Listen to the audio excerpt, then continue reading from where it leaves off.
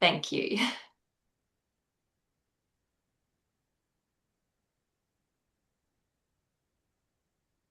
I okay, I can see you, but I can't see my slides for Okay. some reason in the view. That Is anybody may, else having that problem? I can Jen, see can you see? the I, thing. I can see the Okay. slides. So it must be something in how my screen is. Um, in the previous presentations, I could see the slides as they were presenting, but maybe because I'm presenting them, I can't see them. So, if anybody has any helpful tips? Oh no. We, yeah, we usually use um, Google Meet. Um, Well, as long as you can see them, it's a little awkward if I can't see the slides, it is a but little awkward. Let's see if we can just problem solve before we go further on. So okay. up the top right corner of Zoom, at the moment, I there's a little box with three dots above it. So Hmm. it shows the configuration of your screen sharing. So Hmm. you may have just a speaker view um, showing. So I'm wondering, so it's next to the AI transcription button at the top. Yeah. It's not showing there. If And I can see a mini slide if I click on that on top of you, but that's better than oh, nothing. I'm so sorry, Christina. I hope That's that you're okay. able to get it. And Jennifer, are you driving the slides? Or are you Christina. No, Christina's that's me. phone? Okay. Um, but I can just kind of toggle back and forth because Okay. I can, yeah, it's just working a bit differently for me Yeah, today. I have not experienced that. I'm so sorry, but It's hopefully we okay. can make this work. I think we can. We'll be fine. Okay. Well, welcome. See, this is exactly what online learning, online teaching is all about. How do we roll with the inevitable technical difficulties? Definitely it has been our experience over the past few years teaching online. So, yes, I'll do a quick kind of touching base that we are, for me, it is 9 p.m. I am here, we're presenting from two different places. I'm here in New Brunswick, Canada, and Jen is in New Hampshire, USA. We ourselves are in two different time zones and in two different territories. We're on the unceded and unsurrendered territories of the Wolastoqey, Mi'kmaq, Passamaquoddy people, and Jen's in the traditional ancestral homeland of the Abenaki, Pennacook, and Wabanaki peoples. And we are very grateful to continue on working with the stewardship of the land, waterways, cultures here. And Jen and I have both studied at Concordia University in Montreal on the Ganyagehaga Nation lands there. So lots of territories covered here. And I'm going to switch over to the next slide. So bear with me here. There we go. We've got our map pointing to our area of the world. And here we are, and we can do a little intro. Jen, go ahead. Yes, so thanks, Christina. Um, so my name is Jennifer Wiebe. I'm the studio head for our Foundation Visual Arts online program at the College of Craft and Design in New Brunswick, Canada. And I taught foundations at the college from basically for 20 years, from 2000 to 2020, when we experienced emergency remote teaching, as did the world, and then we subsequently delivered and developed a course of our own for our foundation year program to deliver online. I'm also a doctoral student at Concordia University in Montreal, as Christina mentioned, and so my in-person teaching, sort of reflecting on my online teaching back to my in-person teaching, is in teacher education at Concordia University in our community arts education program. So I actually haven't taught again in Foundation Visual Arts in person since we launched the Foundation Visual Arts online. And I I'm a grad of the college that I now teach at. I majored in photography, and so the camera as a tool will be a theme for this talk today. Yes, also my master's in art education at Concordia, where I worked on more analog photography with youth, looking at immersive camera obscura, creating juice box pinhole cameras, that idea of exploring optics, hands-on learning with really basic materials, which is also a theme today, what material resourcefulness through online learning. And I've been teaching all ages for the past 20 years, more museum and community education, but I've been at the college now for about 6 years, and sort of just 2019, and then things really shifted here at the college, and have been teaching with Jen in the online visual arts program. Our next slide. Here we go, a little overview. Yeah, so this is our, this is sort of our concept. We've noticed through our conversations with one another and our colleagues that, not only did we, sort of innovate to create an online program, but we're noticing how those innovations have made their way migrating back to the in-person delivery of our courses, both at the College of Craft and Design with that direct link for the FVA, the Foundation of Visual Arts, but also my teaching at Concordia, the same thing, same idea. Next slide, I guess. So our college is bricks and mortar, very hands-on material-based craft and design programs. 85 years of creativity. This is fresh off our updated website. This is our bricks and mortar. And we have a Foundation Visual Arts program, which is our first year, but those students often are going into our 2-year diploma programs in fine craft, which these are just some examples: photography, clay, very material-based, fashion design. Anyway, it's usually a 3-year program for our students, and we have Christina and I have been teaching in that first year, that foundation year of the program. I guess I'll give that to you, Christina, this one. Okay, yes. So, yeah, about 20 years ago, the foundation year, the first year of our 3-year diploma, was kind of developed as a 1-year certificate. So it could still be used as your, really broad understanding of design to lead you into the now 2-year diploma program in those studios, some of the images you just saw. However, it can also be a standalone program certificate that you follow a different pathway with one of our partner organizations or some other institution. And the foundation program, so you can see this list of courses, it's quite comprehensive, really gives a very firm grounding in kind of really the basics of design, and really highlights problem solving and design thinking, and just using your curiosity and creativity to problem solve all the different assignments that we offer in these courses. So there, that got flipped, that image got flipped a little bit. Okay, so jumping a little bit ahead here, Jen, do you want to talk about the online FVA? Right. Yeah, so we had like 2 decades of the FVA in person, no thought of any kind of digital component. We tiptoed into Google Classroom just before the pandemic, just as a, hey, look over here, maybe there's something here for us. And then we experienced emergency remote teaching as a school. Everyone couldn't wait to get back in person. It was really a struggle for our very material-based programs, as you can imagine. Our fashion show was canceled, just it went on and on and on. But coming out of that, our administration at the time decided to take the opportunity to invest in a pilot online foundation program.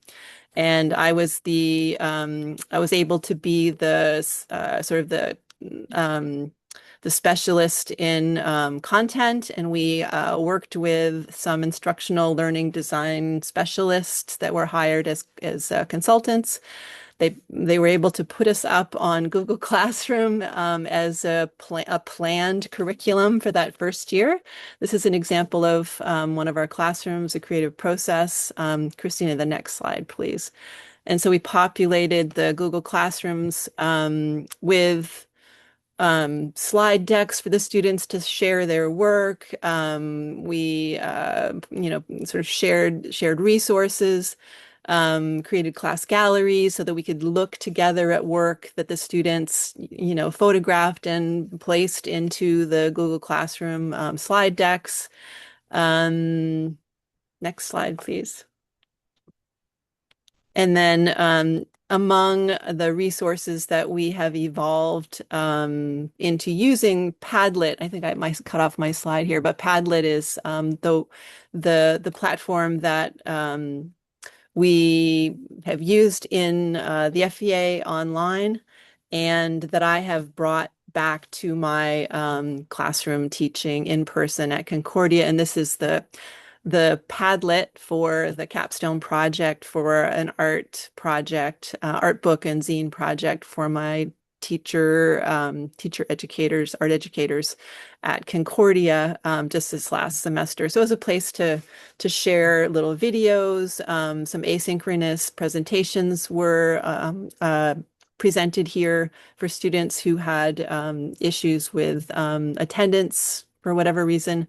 And a way to share, to share resources. So the Padlet really is my jam.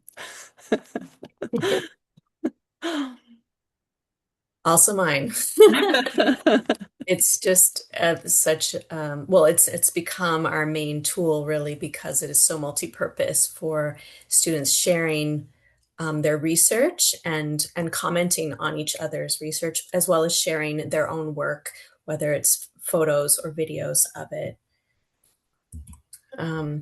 Okay, so I'll get a bit into my side here from concurrently teaching online and in person the same courses, and the idea of reverse transfer, where all the work I'm doing to develop the online programs is beneficial for in person as well. That all the considerations of different learning needs of the students, I put so much time and energy into creating all these other resources, different ways of sharing the information, because obviously with craft and design, the hands-on experience has been pretty crucial and how to translate that to online and kind of still have a rich sense of community and sharing and being able to demonstrate has led to being able to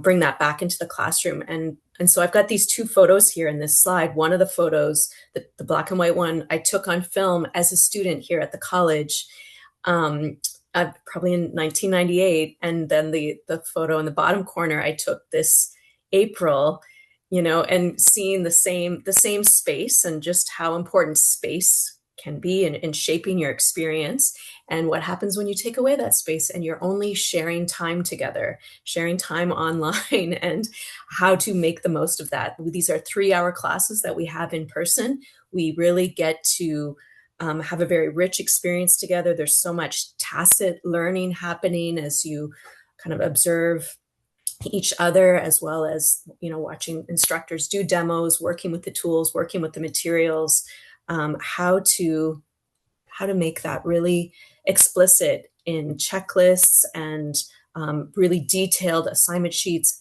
extra video demos, all the different resources that we have to create for online learning when you're sharing something that's so hands-on. And I've got a few other slides. Yeah, so the camera, of course, is our most vital tool for all of this.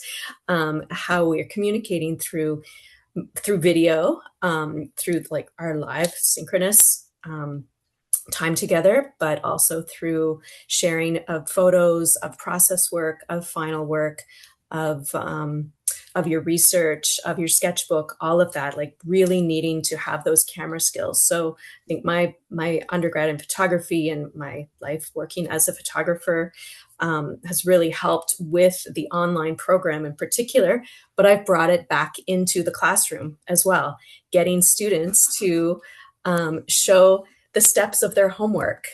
So this is the same drawing, but they've paused in their drawing practice to document the stage of the drawing. So they've documented 3 stages and then the final piece as they go through the steps. So bringing this idea of documenting their process into the classroom has been really beneficial in getting students to kind of slow down in their work, take care, go through the steps in the same way that they do in the online program now. Also got some other examples. So working with 2D things online is one thing, but working with sculpture virtually is another challenge.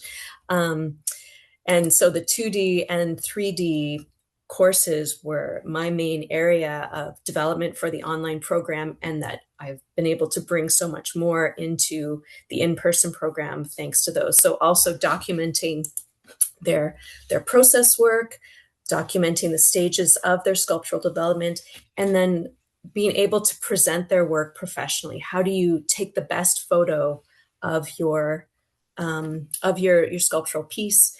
Do you share a video? Students will also present it like synchronously through the camera as well. So definitely that camera work is my number one thing that's been so important that I've brought back into the in-person classroom due to online, but also material flexibility. So in person, we work with clay, do subtractive sculpture. We talk about material qualities and how do you choose the best material for your subtractive sculpture work. So in working online, we've opened that up more since our students could be anywhere around the world. What kinds of materials do they have access to? How do we make it affordable? And brought that back into the classroom as well. Like, how do you accommodate different students' sensory issues, physical abilities with their hands? And now we've got a lot of experience with the online students trying different materials depending what they have. So if you need a material that's like a dense mass that you're going to carve subtractively, you could use something like floral foam. We have this student here who was an online student who now is attending the college in jewelry. We had a student get very creative with ice, subtractively carving ice in this way. Also great documentation. And then putting their sculptures on a location. Got that clay pieces here, and then seeing students' different levels of comfort with how they design their slides and present their work through the still photos and then through some video as well. I wonder if that will play. Yeah. So getting students, showing examples of online student work to in-person students has been something I've started doing, and I kind of upped the level of camera skills and presentation, as well as showing material options for students. Okay, let me see anything else that I want to get into. Okay, I think we're doing pretty good for time. So, well, Jen, I'll let you take over some of the reverse transfer takeaways. I just wanted to follow up with what you just were saying, Christina, about the sort of the camera skills and with the in-person students and all that documentation, because artists and craftspeople really in today's world are required to have a portfolio online or to have that presence online. And in the past, we would have waited to teach them these skills. Like it was something that was going to happen in the future. But for the online students, it's a necessity that they have to be working with these, having these, you sort of developing this ability right from the get-go. So it's something that really is what it is and was a difference between the in-person and the online FVA students. And it's so great to see those examples kind of cycling back into the classroom and kind of raising the bar too on presentation. Um, Mm-hmm. so key takeaways. For me, the flexibility required for the innovations and modification of that course list. That's the apples oranges or whatever was it apples oranges we were talking about earlier. Sarah was talking about. I was thinking about us and how like no, it's got to be apples and apples. We're gonna like it's gonna be the exact same. It's the same curriculum. And it is, but we've had the flexibility to modify it and really zoom back and think about, well, what are the learning objectives? Like, is it, does it have to be this particular material or, is there flexibility there that it's really about the learning is really about something different than the materials per se? So for me, that's number one. And number two, access and accommodation with, especially, and I've written about this sort of the way that we fit very well into kind of a universal design for learning model of creating different opportunities for students to express themselves and to reach, sort of demonstrate their competency with whatever modality works best for them. And that's something that we're using in the online, but it has definitely migrated back into the in-person experiences as well for me at Concordia and Christina in the FVA in person. Mm-hmm. And finally, pedagogy evolving with technology and tools. And it was interesting to hear our keynote speakers talk about pre-service teachers having experiences with online tools because a lot of our students end up teaching. Like I know that one of our online students right now just taught an enameling course at the college in person and this weekend. And like you sort of see that facility that the students have developed in presenting their work and being professional, taking that online experience into to their in-person experiences and teaching in some instances too. Mm-hmm.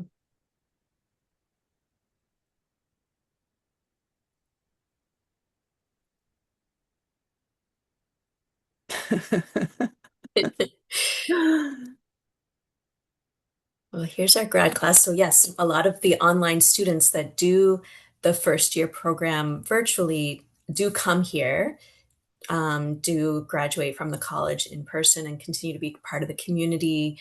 Um, and of course, the demographic has changed over the past few years of less international students as there's been changes in policies around that, and seeing that what are the other reasons that students are choosing to work online for such a hands-on program. And that was kind of touched on a little bit earlier in some of the comments on whether it's geography, whether there's like reduced teachers, reduced specialists, and what is it about this college in particular that students are interested in doing it even when it's online. So here's a great photo of our graduating class, and our website information here if you're interested in looking us up. Look, you can see wearing our masks in the classroom. We do have quite small class sizes. It's quite intimate. Like our cohorts are generally 16 students per cohort, so per class. And in the online, it's also, there's a lot of one-on-one and personal tailoring of each program. So we do a lot of tech support as well, just like how this talk began, where I needed a little tech support to get started. And that was something mentioned, I think, by Michael as well, like access to internet and different barriers for for studying online. And I think it's a lot more challenging, in particular with kind of craft and design, where it's so materials based and you need more than just your laptop to do the program. So maybe we've got a few minutes. I hope for some questions or comments. If anybody has some, I can stop sharing the slide. Thank you so much, Christina and Jen. And can I just say, I want to study in your course. It just looks divine. Okay. Oh my goodness, it just looks divine. I will open the floor now for any questions. Thanks, And I everybody. have a couple if others don't. We've got 3 minutes remaining till our next presenters, and I can see they've joined us. Hello, Linda and Don. Oh gosh, I'd written down a few. I think, first of all, a comment, I think it's wonderful for you to sort of do the there and back again, because we rarely think about the online transferring back into the classroom. And that was a really, I think, a wonderful thing to reflect on and to see the value of that. Christina, you mentioned about sharing, that you're only sharing time and not space with your online students. Do you ever have asynchronous learning? So we have a lot of our students who don't even come to our online synchronous tutorials. What's the case with your program? So Jen mentioned that we had specialists help set up the initial program that first year, and it was set up to be asynchronous. But right away, when we started with that first cohort, they wanted it to be synchronous. They wanted to meet, they want to build a sense of community, even though we're spread across the globe. So it is an option. It doesn't have to be synchronous, but the majority of students who do this program want to put aside that time. And of course, to accommodate time zones, the classes tend to be in the morning, but they want it to be synchronous. It doesn't have to be. They do have the option to just watch the recordings and communicate with us through Google Classroom or through email, but that was driven by student feedback, where they prefer us to actually be together. And also, our classes get longer and longer. I mentioned that our in-person classes are 3 hours. We started with 1 hour, 1 hour recorded asynchronous classes, and then it became 1 hour synchronous classes, and then 90-minute synchronous classes. Sometimes it's 2 hours of they want to hang out. So wonderful. It just goes to show that student preferences we need to be listening to that, because that does drive what we deliver. I know a lot of our students are increasingly going with the asynchronous route, so it's really interesting to hear that. I would want to be there in person with you. For sure. Well, it's now 10:29 here. Is there like a 1-minute question in the room? I'm not sure if it's a 1-minute question, but I'm interested in any feedback that you've had from the students, and if it's different for face-to-face or online.